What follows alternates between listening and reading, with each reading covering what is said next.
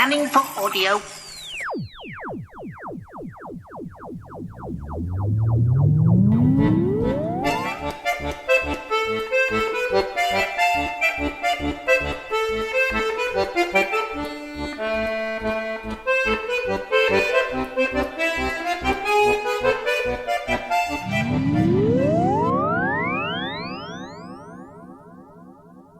This version of the podcast is mixed in mono, but if you would like to listen in 5.1 surround sound, please visit ufocast.co.uk/prisoner for more details.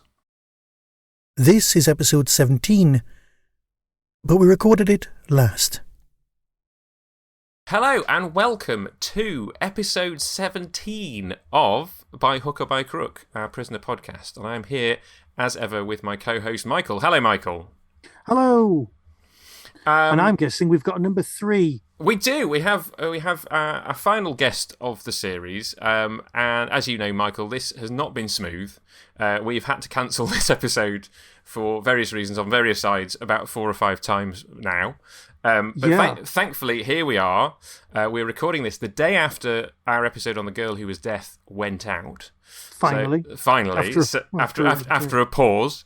So this will be going out in 2 weeks' time. So listeners, you are almost in time with us finally. But yes, our guest is one Rick Davy, who I think Prisoner Fandom will be familiar with, a runner of the Unmutual website, and have published stuff about the prisoner. So who better to have on our final episode than Rick? Welcome, Rick. Hello, great to be here. Thank you very much indeed for having me. What we tend to do on these episodes is we start by asking our fellow visitors why they are fans of the prisoner, how they first got into it. So let us know, when did you first encounter the prisoner? So I am one of the many people who are currently celebrating their 40th anniversary of the first time they saw the prisoner. So I first saw the prisoner on Channel 4 in 1983. Which Arrival was aired 40 years ago, about 2 weeks ago. I was 10 years old, and my older brother uttered the immortal words, "Ask your mum if you can stay up tonight. There's something on the telly you might like." So I stayed up. I think he knew I was kind of interested in kind of slightly off-the-wall stuff, even at that age. So as well as, you know, your stuff like Blake Seven and Doctor Who, I was enjoying stuff like Sapphire and Steel and stuff that was slightly off the wall and probably unusual for a 10-year-old to be watching. I probably would have thought. But yeah, so I stayed up. 10 o'clock, Channel 4, Arrival came on. I video recorded it as well as watched it. And I was just blown away by it. And then the following week, as your listeners will probably know, because I think you've discussed it, on the Channel 4 run, they showed the odd ordering of the warehouse order, which meant that Many Happy Returns was actually screened second. Now, as aficionados now, we think to ourselves, well, that's an odd episode to put second. He's clearly been there a while, and how have they let him out so soon? But when you're 10 years old and you watch an episode like Many Happy Returns, it absolutely blew me away, and I was hooked for the next 17 weeks. I'd never seen, and I still have never seen, a series like The Prisoner. It's the only time I've ever watched something where, and I know you could say the same thing about things like Twin Peaks and Lost, it was the only time I'd ever seen anything where I could watch it on 2 levels. I could watch it as a straightforward action-adventure series, and I know you two have discussed this in previous episodes, or I felt like it had something to say. I felt like this series was trying to tell me something even at that age. So I watched it. I watched the whole 17 episodes. We had a very temperamental VCR. It was a top-loading Akai, the top-loading video recorders we had in those days. You never knew if it had recorded anything until you'd actually watched it back afterwards. So sometimes it wouldn't record the sound, sometimes it wouldn't record the picture, sometimes it wouldn't record either. So I ended up with about half the episodes, and then had to wait 3 years until Channel 5 released them all on VHS, and then I managed to sort of pick up all the copies of all the episodes. And I've been kind of hooked on it ever since. Every time I watch, you discover something new that you haven't discovered before. I've kind of had to watch it a lot of times because I've researched it for various books and for the Blu-ray sets and so on when I did the text commentaries for those. But it's a series that every time I watch it speaks to me, and I can't think of any other series that has done that. So I guess you've alluded to this anyway just now, but on what is your interpretation of The Prisoner? we've discussed various ones with various guests over the course of the podcast. How do you watch it, or is it always that kind of multi-level thing of like, well, I'm watching it as a literal spy thing, and then there's kind of the deeper meaning level? What meanings do you see in it? And I guess you've just sort of said that that's changed over the years. So what do you see as a 10-year-old? What do you see now, 40 years later? Yeah, I think I was aware as a 10-year-old that it was telling me something. Whether I was fully aware of everything every episode was telling me, I'm not sure. Did I get all the nuances of Free for All, for example? Did I really fully understand what was going on in Fallout? Probably not, but I knew enough that it was telling me something. That I can sum it up, my feelings now, in probably one sentence. I think the series is saying or telling us that we are all prisoners of ourselves, and that there is no escape from that because of the village that we build around us. The whole world is indeed the village. The village is all around us with our government and so forth. And I think Patrick McGoohan foresaw so much of what we see in 2023 with state control and constant surveillance, the CCTV cameras, media manipulation, fake news. So much of that is true of 2023. And I think I always understood that that's what was being told to me as I was watching the episode. So if you watch Free for All, it is all about, there's that great scene where he's being interviewed by the Tally-Ho reporter, and the Tally-Ho reporter is writing what he wants. Well, that is completely true about our media today. Absolutely. Yeah. When you look at the political sphere that we find ourselves in at the moment, whatever your politics, you've got to agree that the era of Donald Trump in the US and the era of Boris Truss Rishi Sunak here is kind of a village-like entity, if I can put it politely like that. And I think I was always aware, even as a youngster, that McGoohan was trying to say to me, look around you. Your society as a whole, not you personally, but society as a whole, is just building a prison for itself and taking away people's individuality. Individuality is not a thing to be proud of these days, apparently. We've all got to conform. Now, that's true to some extent. We need to conform. We don't want to all go around murdering people. But there needs to be kind of, or even on a small scale, some sort of inner rebellion amongst us all. Otherwise, we just end up being robots. And what's the point of us being here at all? I was kind of always aware that was kind of what McGoohan was trying to say.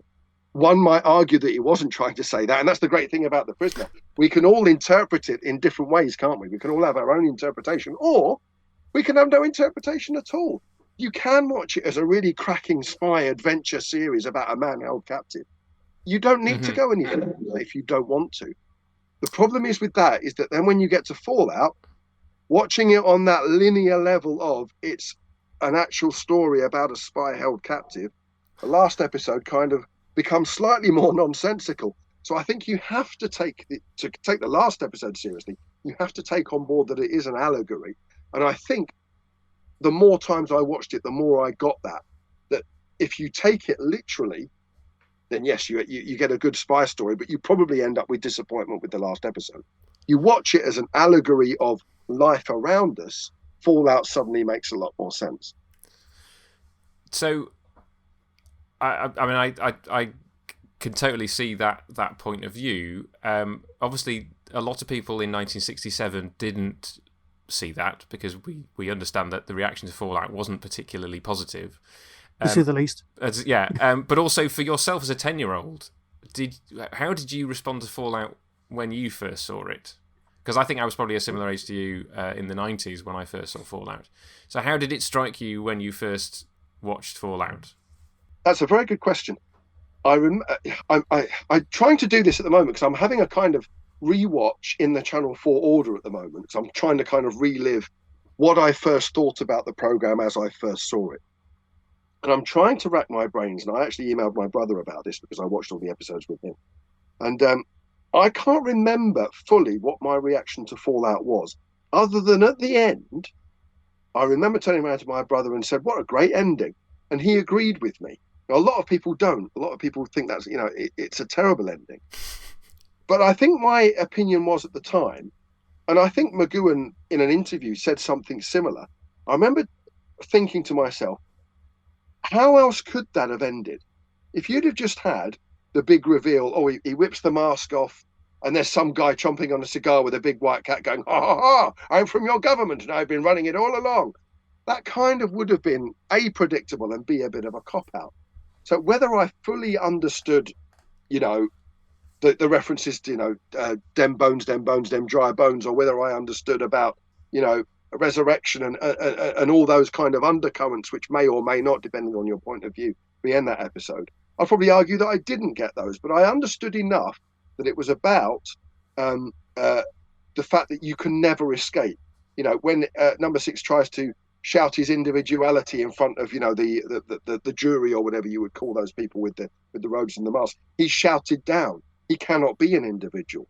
And I very much understood that as a 10-year-old, and understood the very last scene where the door on his house opens automatically. It was very clear to me then, and is now, he hasn't escaped. And the reason he hasn't escaped is that he lives in the village, because we all do. I kind of got that at the time. Someone could turn around and say, but that's not what it means, you're an idiot. But that's what I took from it, and that's what I still take from it today. Some of the nuances, no, of course I didn't get them when I was 10. It's only in kind of researching the series and finding out where certain things come from that you learn a little bit more about maybe what McGowan was trying to say. But I think I mentioned this earlier on, what's great about it is that you could give me your thoughts on what the episode's about. Michael could do the same. And they can be absolutely, completely different to what I've said, but they're equally valid. Whatever you think The Prisoner is about is what it's about. And that's why it's such a great series. It's not put on a plate to say, this is A, this is B, and then it ends up at Z.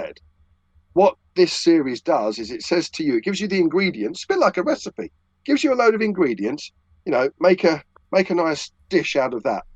Now, you can take whatever ingredients you want from it to make that. So you could end up with, a nice pie, or you could end up with, some pate or something. It's whatever you want to make from the ingredients that you're given. And when I was 10, I took some ingredients, and I may well have taken some of the wrong ones. But over time, I've built on that. And it is true that every time you watch the series, I think anyway, if you want to watch it on a level that's beyond its action adventure, then you're going to see certain scenes, and you're going to think to yourself, especially if you stop and think.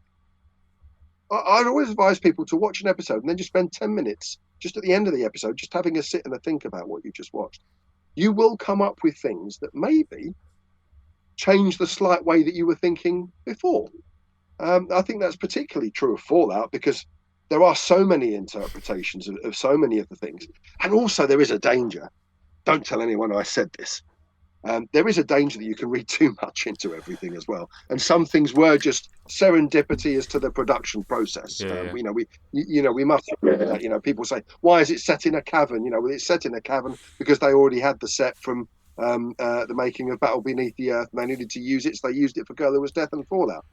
People can read into it, say, "Oh no, a cavern means that you're in the depths of despair," and you could interpret it that way if you want, but we need to always remember that The Prisoner was almost a prisoner of its own production process in a way.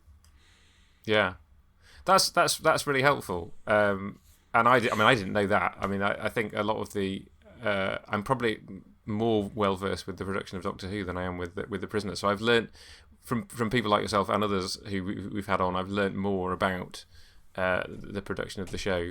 I definitely didn't know that the set was one that they had knocking around that they were going to use.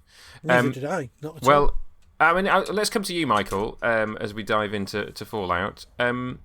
We've come to the end. We've had 16 previous episodes of The Prisoner. This has taken us so much longer than we thought. It's taken us, I think, a couple of years to record all those. Yeah, getting on for 3. Was it? Really? Was it 2020? It's two and a bit years. It's more than 2. Because in one episode, I actually say, I'm almost 50, and now I'm not. Yes. Well, and I'm almost 40, so we definitely weren't that when we started. So we've come to Fallout. You've seen this episode, as with all the rest of them, many times before.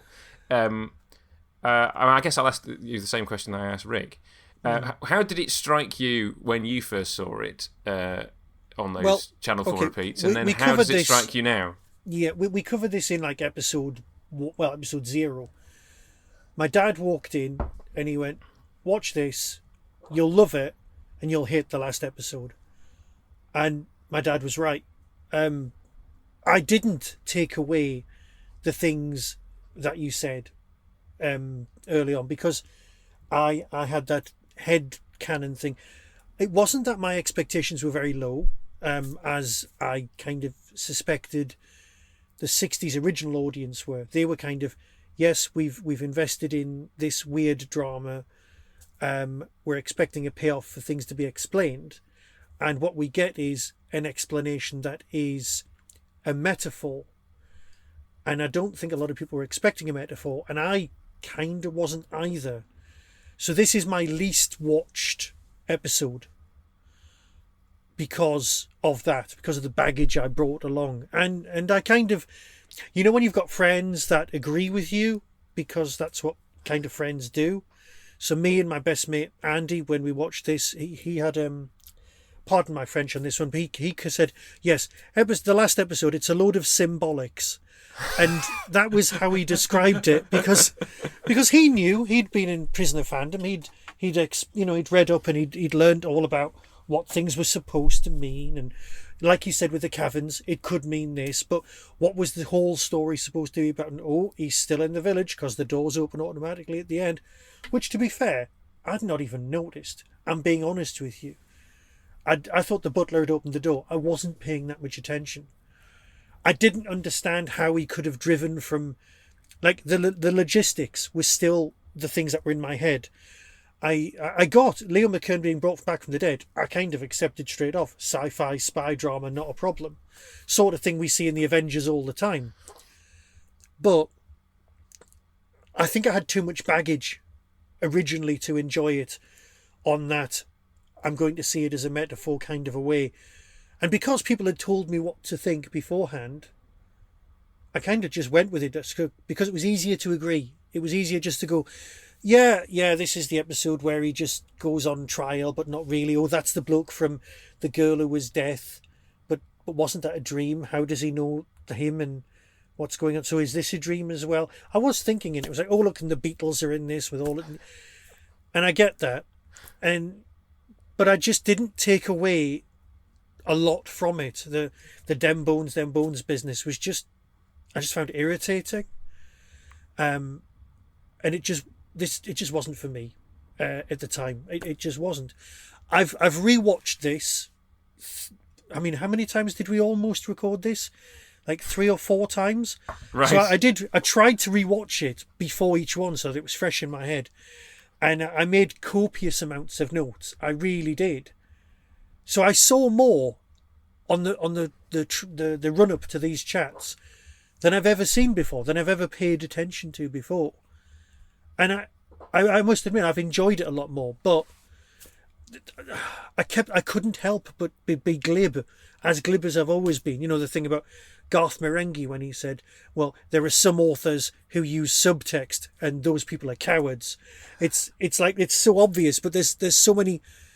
It's like, why are there so many globes in the room? Why? There's so many questions.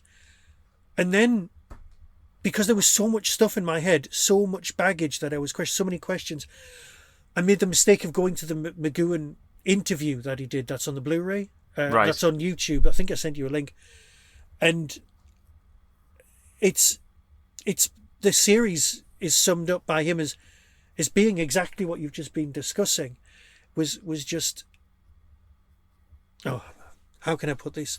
My wife sums it up really well, and I hate having to use other people to illustrate my points, but she was at college, university, and they're doing poetry, okay?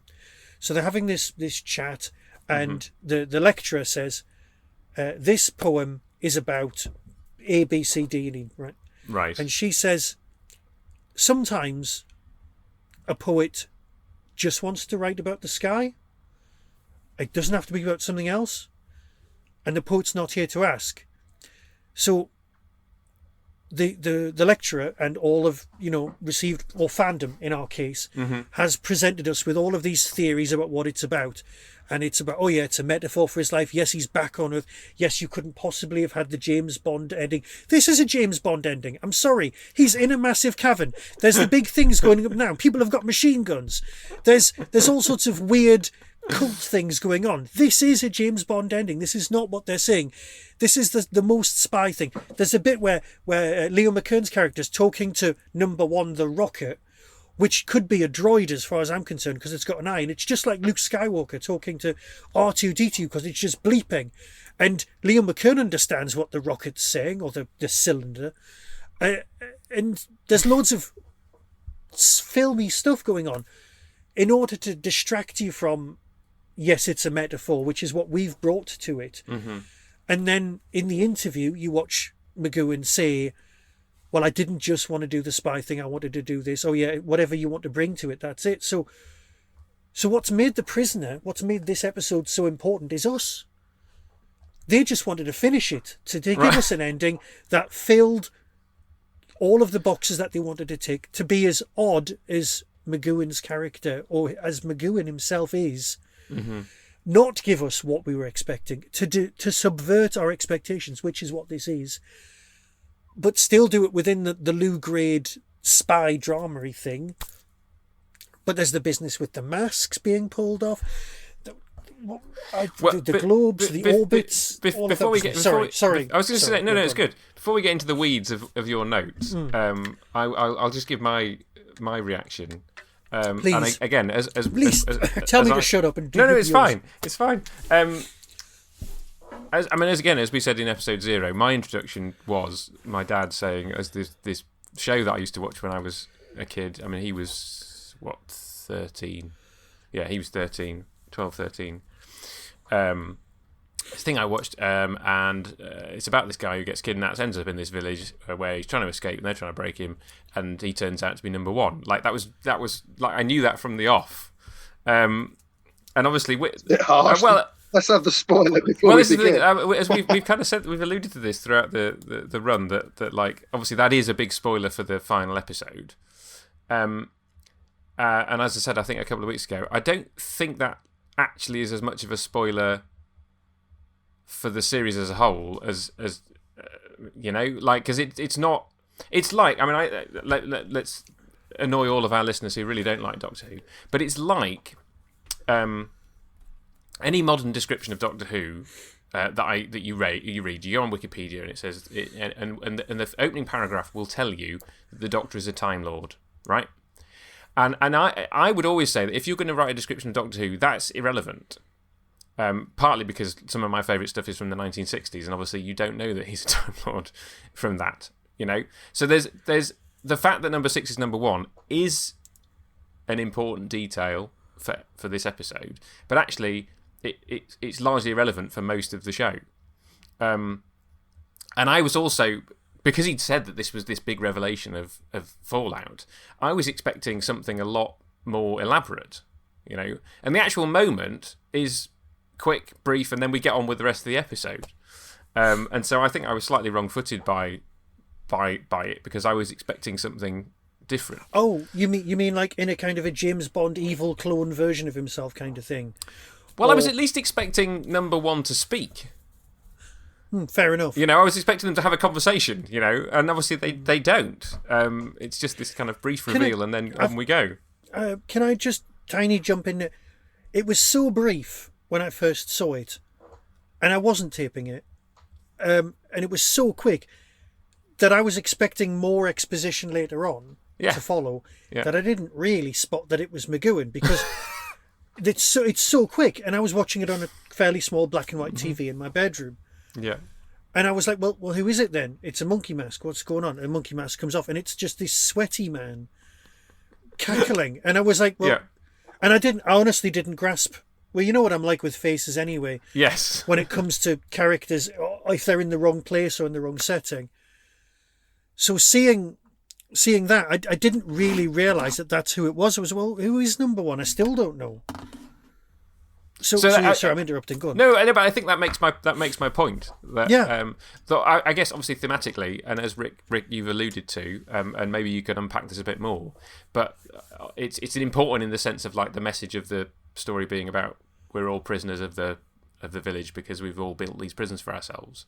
Number 6 is number 1 because ultimately he is the architect of his his prison. I mean, is that kind of how you would expand on it, Rick, or would you go with it in a different direction? Yeah, our own worst enemy is ourselves, and that's true as us as an individual. Every mistake you've made in your life was your own fault, essentially. And I would say the same thing. And we can say the same thing about society around us. However much, take any political decision from the last 20 years, but it's our fault because we voted in whoever made that decision. So you're absolutely right. Number one is your own worst enemy. Your own worst enemy is yourself. That's how I would expand upon it.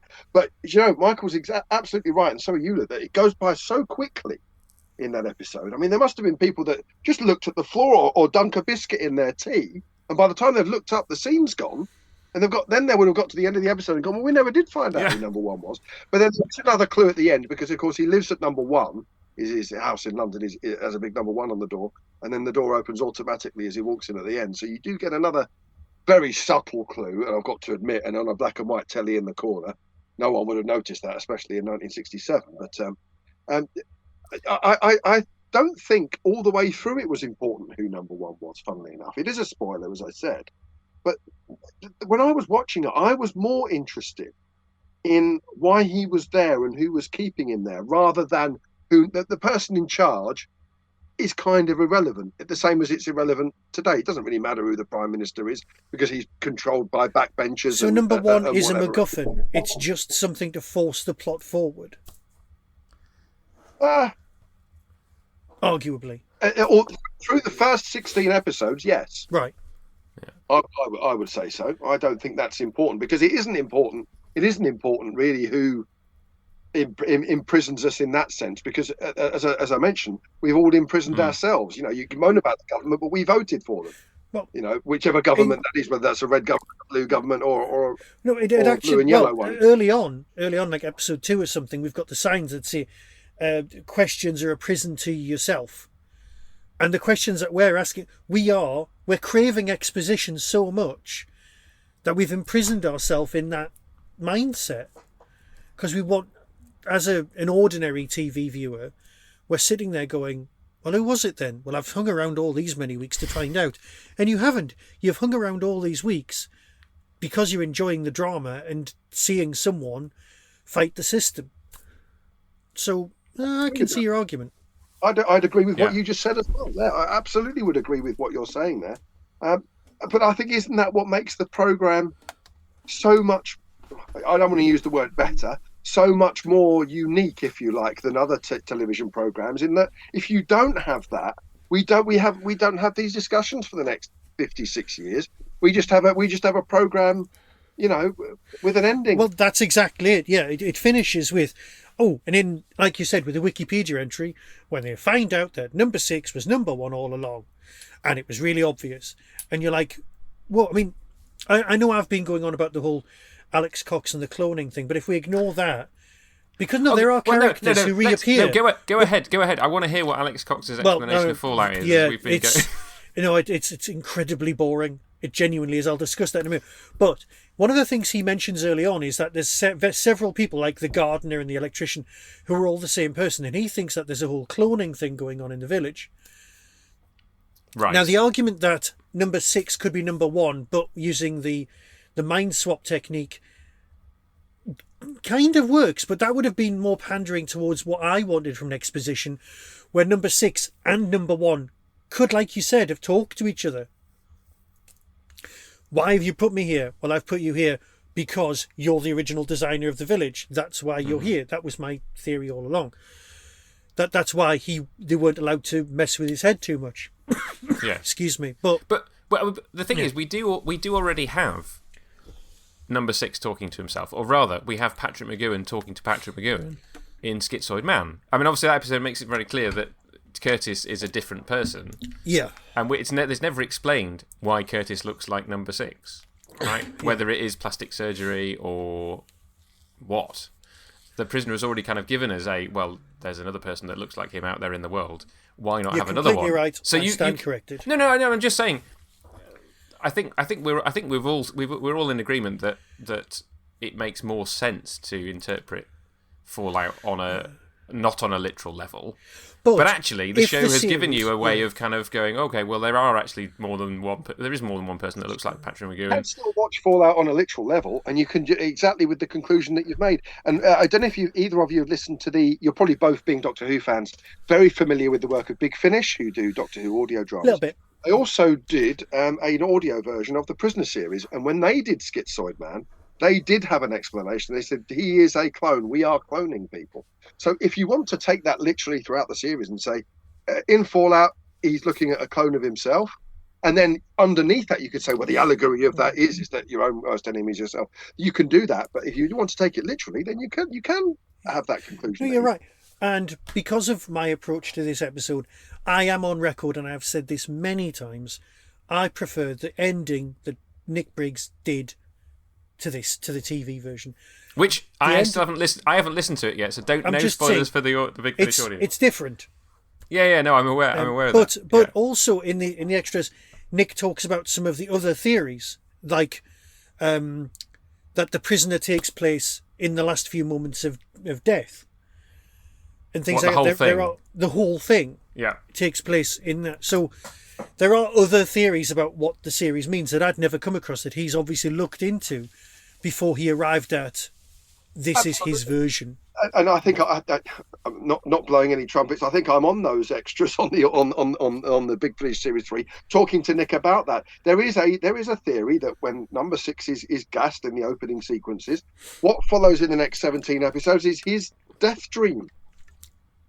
You know, it all takes place in the 30 seconds between the gas coming through the keyhole and him hitting the sofa. The whole series takes place in that 30-second sequence. That's a perfectly valid theory. It's not one I subscribe to, but there's no right or wrong. That's what's so brilliant. You're not wrong at all. You keep trying to almost excuse yourself, Michael. Don't do that. What you see, what you take from Fallout is exactly what it is. What I take from Fallout is exactly what it is, because it's a very personal thing. You do the same thing. Yeah, I see that.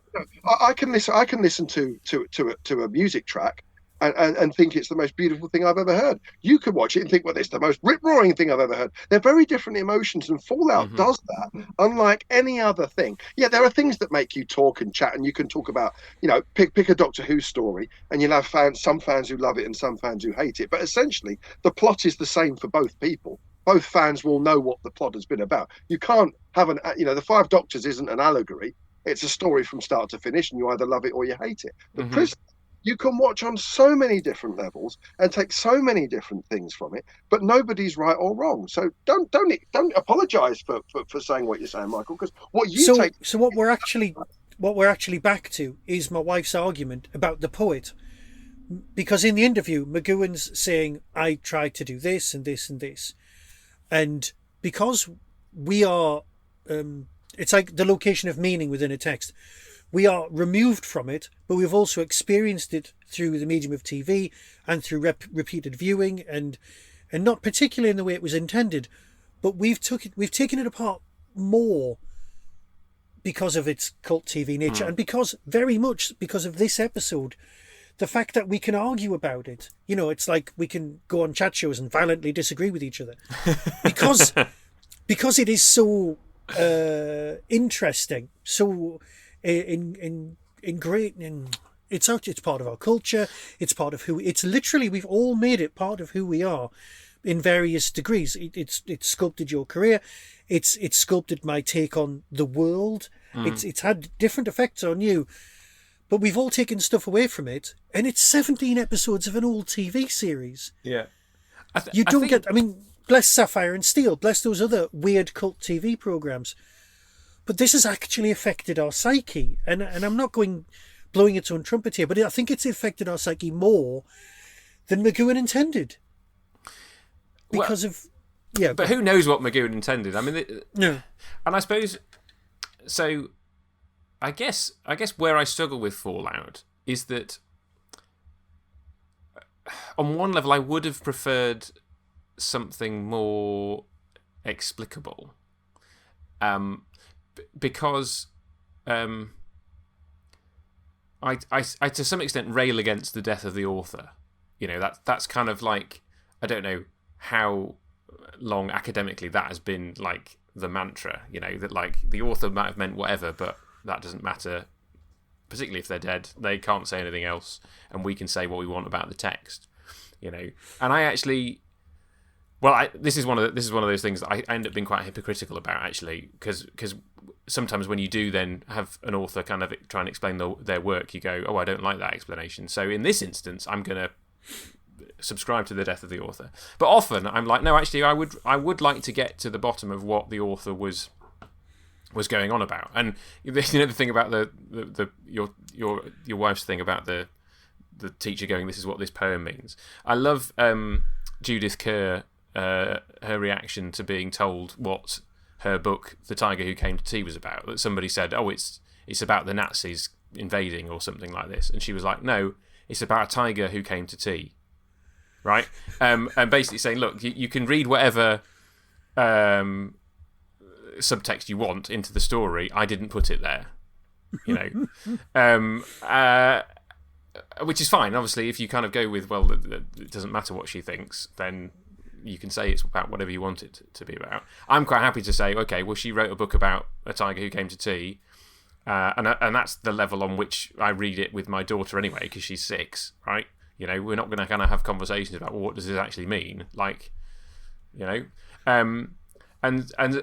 so I think I kind of I tend to kind of carry that through to a lot of things. I'm going, well, I would actually like to know what the author was intending, but then you have something like Fallout, which is so opaque as to be, as Rick has said, and I think I agree with you in this instance, Rick, that like it does mean whatever you want it to mean, but I come away from it each time thinking, oh, if only it was just a little bit more obvious, And I think and I think you're in the majority. I think I am slightly in the minority, and that I am blissfully happy with Fallout. I think what's interesting about the author is that McGowan almost at times has said that he's not actually bothered whether people knew exactly what he was saying with each of the scenes, as long as they got angry about it. He said he delighted in the fact that people shook their fists at him in the street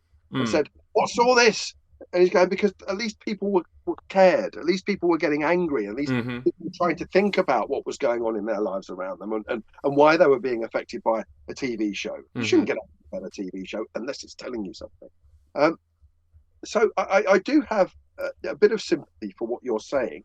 And again, neither of us are wrong with each of our views, really. So I do have a lot of sympathy in what you're saying. It would be nice if there were some things which were explained on screen, but then would we be here now if everything every scene was explained and there wasn't anything that was kind of, why is that there? Why is that song there? Why is he dressed like that? Why are there globes? Why are there orbit tubes? If we didn't have those questions, would we still be sat here? I don't think we would. And then I think that'd be a shame, because I think part of the fun of The Prisoner is reading people's views. Whatever you think about Alex Cox's book, you enjoyed reading it, even if you disagree with his conclusions. And that's probably true of most people's views on The Prisoner. Simple question. Now, I've always thought that so you've got your Leo McKern character gets brought back from the dead, and then you've got example of rebellion number 3, which is The Prisoner. Right, we're on board with both of those. But the young man rebellion, the anarchist, what's all that about? Because I just don't get it. It felt like filler. It genuinely felt like they had a certain amount of time to fill, and they had to have the rebellion of youth. But I wasn't quite sure, because the Liam McKern character ends up heading to the House of Lords and taking up his role again as part of that, and he is also rebelling against the village. In the sense of, and the thing that disappoints him is that he just gave in so quickly. I get that. Performance-wise, beautiful. But I don't get the them bones business.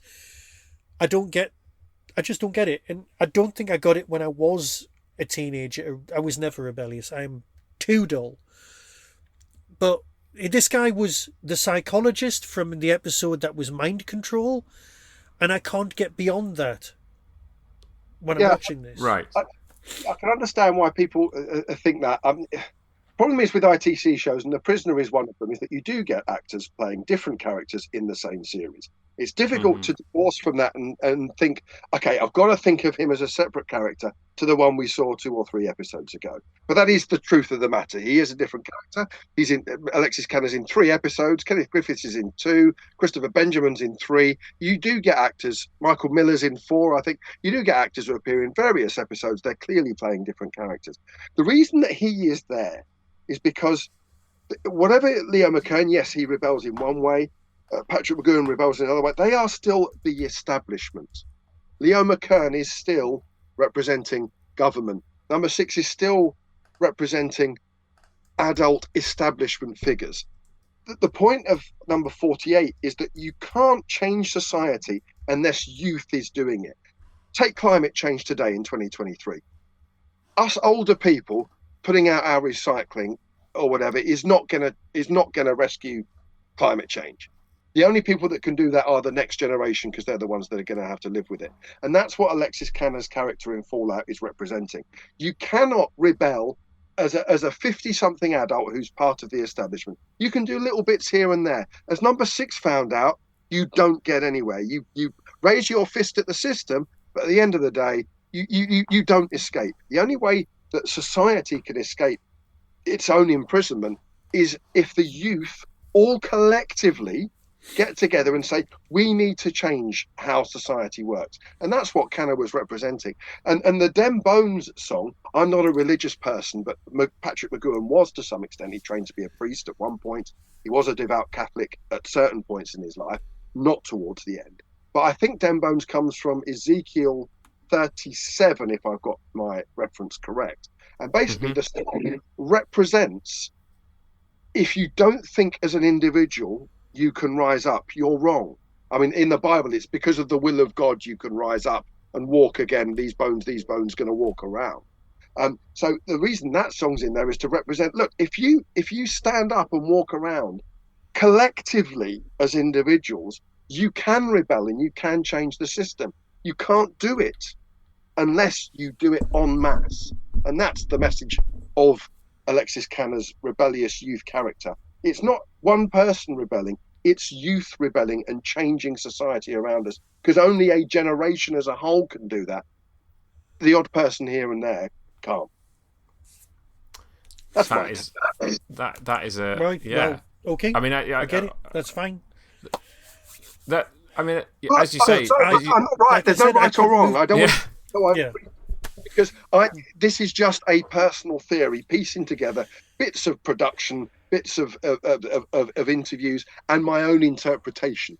I'm not right, so you might sit there and say, "Oh, okay, brilliant," but that I'm just as right as the next man. The next man could walk in and say, "No, it's not about that at all. It's about this, and this," and that person is exactly right. This is the beauty of the episode. You can listen to what I've said and say it's rubbish, or you can listen and say, "Oh, I get that," but neither answer's correct. It's just an interpretation. And that's what McGoohan gives us. He lays enough things on the table for us to take things away. Whether he wanted us to look that deeply into it, there are things he said where he has thought to himself, people are just taking this a bit too far. This isn't what I wanted people to be talking about. But my take on that rebellious figure and on that use of the song in the episode was as I just described. You can take that to be a load of hogwash, or you can like what I've said. That's totally everybody's freedom to do that. Yeah. Well, by your own lights, it's a valid explanation, but it's a valid explanation that we can all reject if we want to. Absolutely.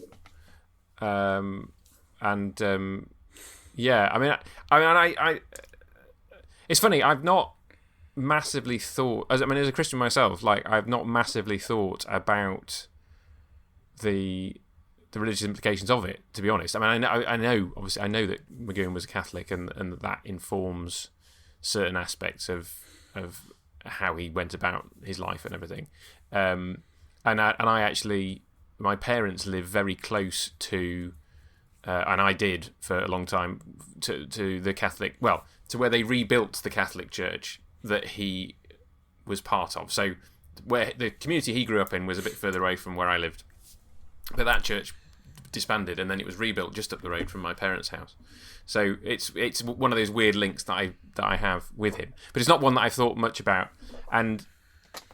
But obviously, as you say, like the Den Bones thing is a very blatant biblical allusion, and one that one assumes that more people in 1967 would have related to, because we were more of a Christian country in 1967 than we are now. But it is I'm Old not sure Testament. people would have picked up on it, though. I must admit.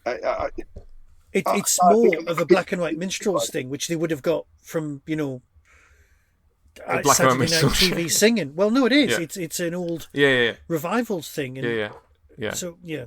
But no, I mean, as you say, that from your interpretation, Rick, you're talking about, well, this is youth kind of rising up.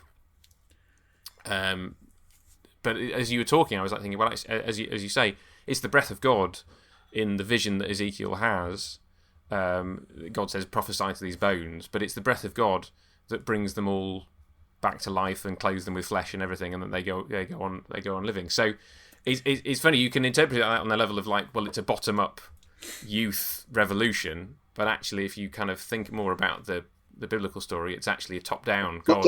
Yeah, absolutely. It's God who is saying, it's only Let's through have me. a zombie army. It's well, no, not that. I think it's because if you go back to Genesis, it's the breath of God that brings all of us to life, you know. And then I suppose that links in with with McKern, because McKern has literally been resurrected in front of our eyes with a massive Dalek plunger in his face. You know, like he literally died the episode before, and has been brought back to life. So there's that resurrection theme going on, you know. So I'm spitballing now, really, as we think. There's a shot where he's grabbed by the security guards and he's putting in the crucifix pose. McKern. Yes, yeah, exactly. It does appear throughout. You're right.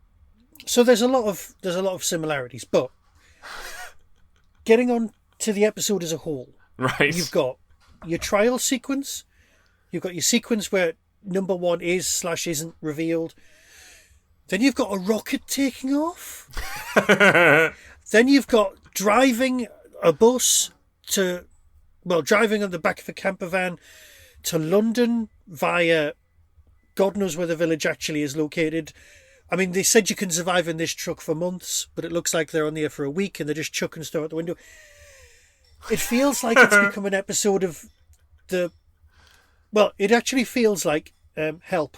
Like it feels like a Beatles film or the what's it called, Magical Mystery Tour. It feels more like the last 10 minutes feels more like that. Or I was watching this and my wife went, you've got to do some research, haven't you? I was like, yeah, I just need to watch the end of this episode of the Prisoner. And she went, okay. She's seen that. The only Prisoner she's seen is the last 10 minutes. And she was going, is this an episode of the Monkees? Because that's how it felt to her. The high speed thing, the business where they're all dancing in the truck. The series loses it. They're having a party to celebrate escape. But as you said, they've not escaped. But the sped up film, that running for a bus, it looks like it literally looks like a Beatles film. So I think she was right by going, what the hell am I watching? Because she was giving me an honest reaction to the series. So what's your take on the very end? I mean, I know the business with the door opening, we get that, but what was your honest reaction? Well, the first time I watched it, I can't remember what I thought. I remember I enjoyed it, and I remember I liked the music, which I still do. I think the music's fantastic at the end of one. There's some beautiful pieces in it. I really like the last 10 minutes. I don't see it as slapstick or whatever at all. I really like it. The scene where he's explaining to the policeman exactly what's been happening to him for the last 18 months is fantastic. I love the fact that McKern at the end is kind of revealed to be, okay, he is British government. I love the fact that Alexis Canner's thumbing a lift one way, then he crosses over the road and he's thumbing a lift the other way again, because he's kind of, as always, youth is kind of doesn't know what direction it wants to go. It goes the way the wind blows, Little things going on in those last 10 minutes. Yes, you can analyse how does the truck get there if they're supposed to be on the south coast of Spain or whatever that they were supposed to be in one episode. Have they been on the road for a week? Is the village just near Dover on the A27 or whatever? Yes, you can look into those things if you really want to, and analyze those and go, okay, yeah, that might be a plot hole. But I just think it's joyous. I think those last 10 minutes are just beautiful television. We'll just have to agree. I'll have to agree to disagree with your good. That's fine. No, that's absolutely fine. But I think that was part of the baggage that I was bringing to the episode was that there was so much stuff that had been hinted at that I was just sat there going. It started off with the rocket taking off, and I was going, right, I'm confused now. What's going on? And where's Fenella Fielding's voice? And then I think I was just. I know Hitchcock says an audience would rather be confused than bored, and he's right, and that's what's going on here. I was more confused, but the explanation from number 6 to the policeman when he's explaining what's happened, but he's doing it using some sort of mime, and there's like you said, the music's great. I don't know, maybe I just wanted more, and I know a lot of people genuinely hate this episode, but hate doesn't belong here. Confusion does, and like you said, metaphor and allegory and all of those things belong here as well. But the thing is, if you get caught up in those things, you do forget that it's about retaining your individuality, retaining a sense of self, being better and making the world better, which is a perfectly decent message for any series to have. So maybe I just need to forget all this nonsense and just get on with being myself. I mean, you could say that there's so many great films, there's so many great pieces of television, and again, I don't know too much about you personally, but you both seem to be big Doctor Who fans. You could take whatever the greatest episode of Doctor Who is. Part 4 of Caves of Androzani is kind of an episode which people throw out there as to say this is the very best of Who. You can throw that and say, well, when he's lying on the sand, why doesn't the bloke still pull the trigger when the mud's coming out of the ground? You can ask these questions, and you can pull up a plot hole out of any series at all. So yes, of course, in a 17-episode series, you'll get, especially one where they're kind of rushing the production process and the writing process slightly at points, especially when it comes to the last episode. Yeah, you can find bits that if you really want to focus on and pull apart, you can. But I think it just depends on how you saw it the first time you saw it. I didn't think of that when I first watched it. I wasn't hung up on how did they get there in the truck. I was just hung up on the fact of, wow, they've got out. Have they? That was what was in my head. You're not to have had what you had in your head because that was what was in your head. So I think we're kind of formed. Our view of Fallout is formed very much on the first time we saw it. I've never met anybody who disliked it when they first saw it and now love it, or vice versa. I think you either loved it at the time and you still do, but you find reasons why you love it as time goes on, or you were confused by it or disliked it, and that will never go away. I don't think there's. No, you're right. You're completely right. It's the rule of first exposure. It's like the first version of the Hitchhiker's Guide that you experience is usually your go-to version in your head. The person it's the radio series. It's the radio series, by the way. Is it the radio series? Yeah. Sure. TV series for me. Is it the album? Is it? You know what I mean? Yeah, but that's their primary source, and everything else radiates from that. So you're right. You're completely right, and also you're very right in the sense of you get your whatever your think is. You kind of there becomes an article of faith, and it just becomes something that gets dipped in wax and becomes more solidified as time goes on. So in that case, I should stop making podcasts. Well, here's an interesting question, because as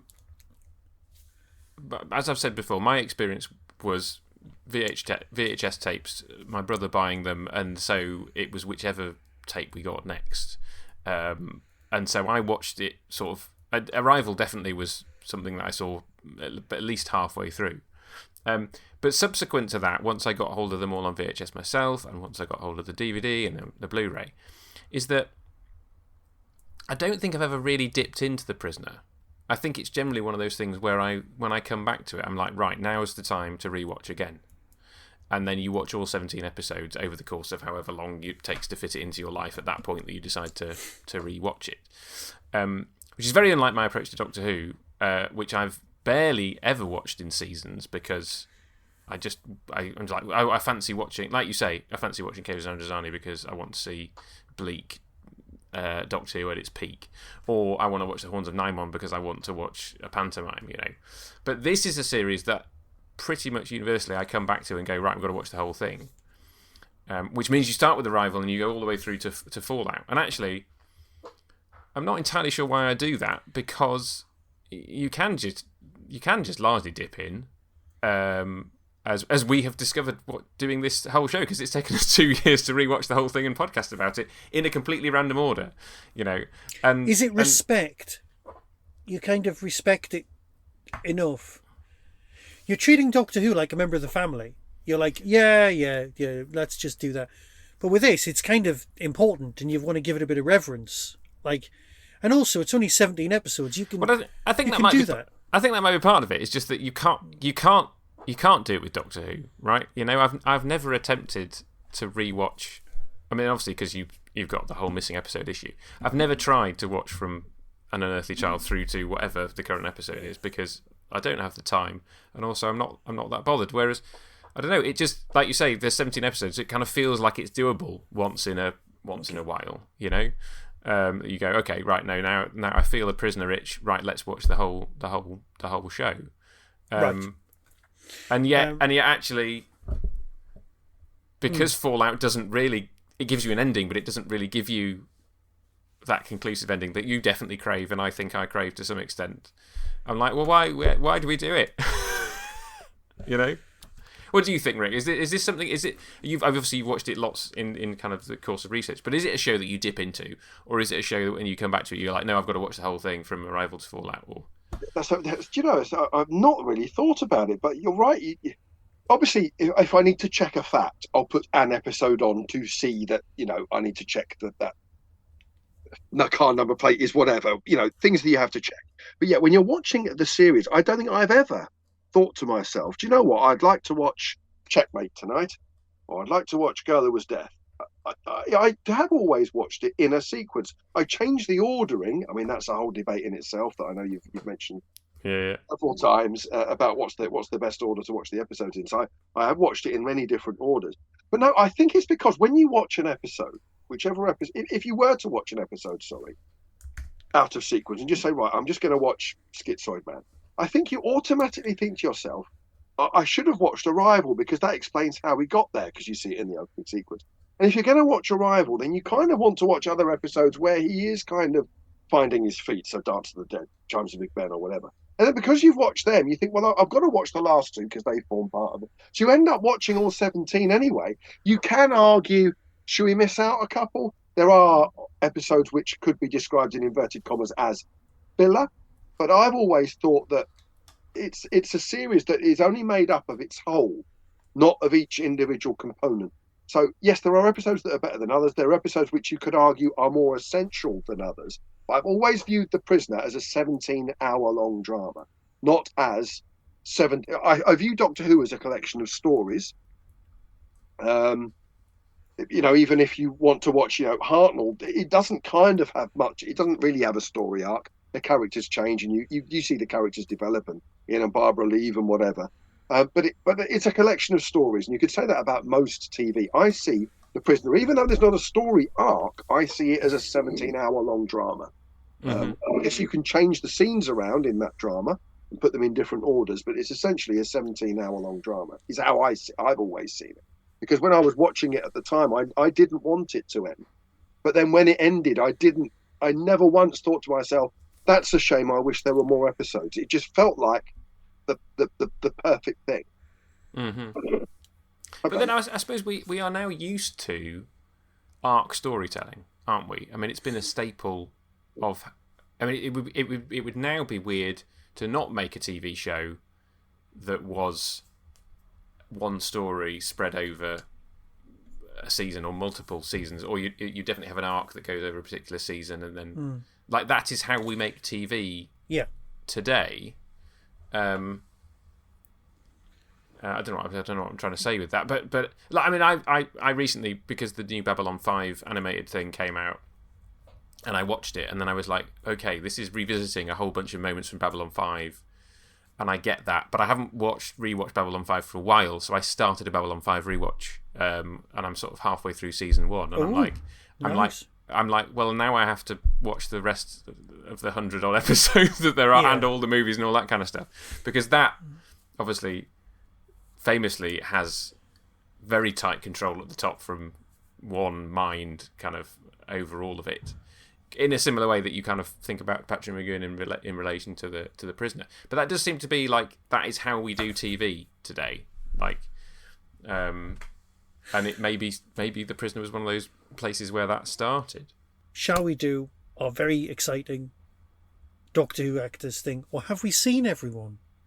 Well, I was. Have you? I mean, unless Rick, have you got anything else to kind of say about Fallout before we dive into Spot the Doctor Who? I'm very excited to dive into the Doctor Who thing. I don't really have anything to add about Fallout, other than anyone listening to this that thinks that they believe that they know what the episode is about. I would encourage everyone to stick to that belief, because if you believe that that's what it's about, then that's what it's about. Even if you think it's something utterly ridiculous. The only time I get annoyed is when people get production. I don't get annoyed. That's too far. But when someone gets a production fact wrong, then that kind of can be a bit irksome. When it comes to interpreting The Prisoner, as long as it's not something which is utterly demonstrably false. So we know, for example, that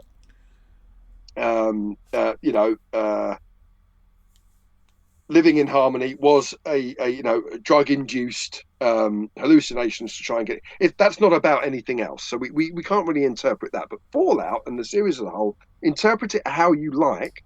If that's what you take from it, then you're not wrong. It really annoys me when people have a go at other Prisoner fans. You do see it online. That's the curse of social media, really, isn't it? You do see people saying, well, that's not what it's about. How do you know that's not what it's about? It's about whatever you want it to be about. And that would be my message to anybody listening, is that whatever you think Fallout's about, that's what it's about. If you dislike it, I'm really sorry, and I'm gutted in a way, because I feel quite protective of The Prisoner. I love the programme. And I always feel sad, not angry, I just feel sad when someone says they don't like it, because I wish they could feel the joy that I feel, when I watch Fallout. But that doesn't mean they're wrong. Yeah. We still loved it enough to want to do this entire podcast. We do, yeah. So don't feel that we hated it. We'd rather watch this than almost anything else. I should have. I wasn't meaning you personally. I was more thinking of the people online that say, but yeah. Whatever. I mean, the fact that you loved it for 16 episodes, then when you got to the last episode, it just didn't quite have what you wanted. You still loved the other episodes, so exactly. All good. Yeah. Okay, well let's do Spot the Doctor Who actor, and I'm just going to preempt anything by saying that we've already done Angelo Muscat because he's in almost every episode, and as we said the first time he turned up, he was a Chumbly in Galaxy 4, and Michael Miller. This is his. I think you said. Did you say this is his third or fourth performance? Yeah, I think it's his third. I did say fourth earlier. I think it's his third. Yeah. And because he's behind a mask, you just have to identify him by his voice and his beard. But again, we've covered him before in previous episodes when he's appeared. So based on that, I don't think there's anybody else. Michael, did you spot anybody? You know I didn't. I know you but didn't. I did say on the opening on the subtitles that Mike Reed was one of the people in the masks from Runaround. Now that'll mean nothing to you because you're too young. But trust me, there'll be a handful of listeners going, "What?" Well, so I see him listed as an uncredited jury member. Yeah. I know the name. I know the name Mike Reed because he was in EastEnders. He was in EastEnders, yeah. Is this where we've actually got a potential Doctor Who link? It is. You've preempted me. You've preempted me with a bit of genius reference to 1980s kids telly. Yes, Frank Butcher from EastEnders, otherwise known as Mike Reed, back in the late 60s, was a background artist / failing stuntman, and appeared in lots of these kind of ITC series, and indeed he is one of the masked jurors in Fallout who shouts down number 6. Now you might be thinking, but Frank Butcher, aka Mike Reed, is not in Doctor Who. Well, it depends what you class as canon, because in the early 90s, in between McCoy and McGann, there was a thing called Dimensions in Time, a Children in Need special, which the Doctors ended up on the EastEnders set, helped by characters like Mandy and Big Ron. And in one of those Dimensions in Time, segments was Mr. Mike Reed playing the part of Frank Butcher. Therefore, in Fallout, we have a connection to Doctor Who. And I'm going to annoy Genius. Who fans now. And that sums up my feelings towards this episode as well. It's not quite a perfect link, but it's a link and it's there. But anyway, no. Yes. I mean, I'm going to say, as I said before, canon in Doctor Who for me is whatever counts for you. Yeah. And because Dimensions in Time was, barring a channel hopping glimpse of something in the McCoy era when I was 5, Dimensions in Time was the first Doctor Who I ever watched. Okay? And most people will say, well, that's a terrible place to start. And I'm like, well, in one sense, the only way is up. But at the age of 9, I loved Dimensions in Time. I actually absolutely loved Dimensions in Time. I didn't know what was going on, but we were staying. My parents were away, which was a rare thing. We were staying at somebody else's house who was looking after us for the weekend. They'd got the 3D glasses from wherever you got the 3D glasses from, and we watched Radio it. Times. And I was like, what is this? But I very much enjoyed it, and I've seen it again since. Obviously, you can find it on YouTube if you must. And it is complete and utter bobbins, but it's enjoyable bobbins. It's our bobbins. Yeah, and it's ours. And as I say, obviously I have a soft spot for it because of where and I also so Samuel West posted on Twitter sometime in the last year or two about it, and kind of people saying it wasn't. He was like, "Does it count? Have I been in Doctor Who?" And I was like, "Of course it counts. You're Samuel West. If that's your only appearance in Doctor Who, of course it counts. Don't let anybody tell you that it doesn't count, because yeah." So that's my take on that. So yes, we can add another. Mike Reed definitely goes on the list. Tick. Brilliant. Well done, Michael, for getting in there first. It was because I looked up, because I've got the Blu-ray playing in the background, and I was going, Mike Reed? Ah.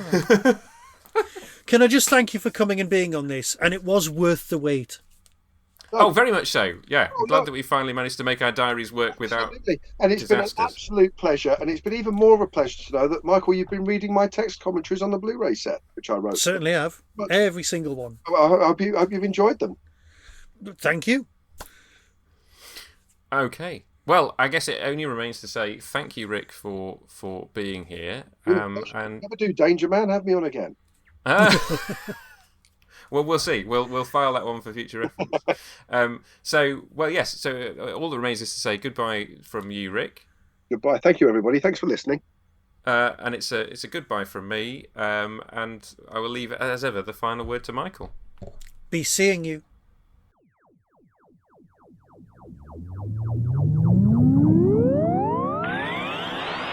That was the Tin Dog Podcast. Everything discussed is the intellectual property of others. No infringement is intended.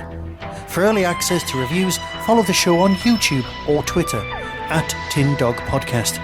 To contact the show, email tin-dog@hotmail.co.uk. The Tin Dog Podcast is a founder member of the Doctor Who Podcast Alliance.